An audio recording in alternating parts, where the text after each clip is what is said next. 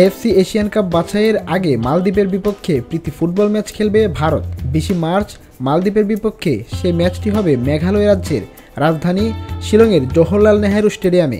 25 March এই ভেন্যুতেই Asian cup বাছাই পর্বে বাংলাদেশকে আতিথ্য দেবে ভারত। এশিয়ান ফুটবল ফেডারেশন অনুমোদন দিলে দুই প্রতিবেশী দেশের ফুটবল লড়াইটি হবে শিলংয়েই।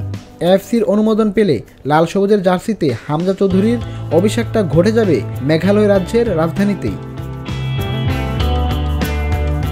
ভারতের মাটিতে সর্বশেষ বাংলাদেশ খেলেছিল 2019 সালের অক্টোবরে কলকাতার সল্ট লেগে বিশ্বকাপ বাছাইয়ের সেই ম্যাচের পর যতবার মুখোমুখি হয়েছিল দুদল সবকটি অন্য দেশে।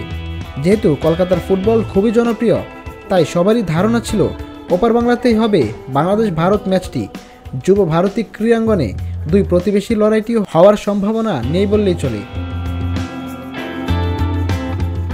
কারণ অল ইন্ডিয়া ফুটবল ফেডারেশন শিলংয়ে ম্যাচটি আয়োজন করতে চায় বলে জানিয়েছে এএফসিকে। একই সঙ্গে জানানো হয়েছে বাংলাদেশ ফুটবল ফেডারেশনকেও। শিলংকে ভেন্যু ধরে নিয়েই পরিকল্পনা সাজাচ্ছে দেশের ফুটবলের নিয়ন্ত্রক সংস্থা। যেহেতু ঢাকার সঙ্গে শিলংয়ের সরাসরি কোনো ফ্লাইট নেই, তাই চার্টার বিমানে দলকে শিলং পাঠানোর চিন্তা করছে তারা। আর হামজা চৌধুরীকে রাজকীয় বরণ করার বিষয়টি আলোচনা হয়েছে নির্বাহী কমিটির সদস্যদের মাঝে। বাফুফের আরেকটি সূত্রে জানা গেছে, ভারত ম্যাচের আগে সৌদি আরব কিংবা কাতারে জাতীয় দলের প্রস্তুতি ক্যাম্প করার কথা চলছে। ইতিমধ্যে দুদেশের ফুটবল সংস্থাকে চিঠিও দিয়েছে বাফুফে। অতীতে সৌদি গিয়ে ক্যাম্প করার অভিজ্ঞতা থাকার মধ্যপ্রাচ্যের এই দেশেই দল পাঠাতে চায় ফুটবল ফেডারেশন।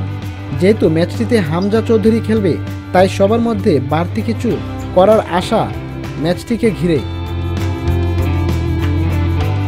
ডেস্ক রিপোর্ট, ভোরের পাতা।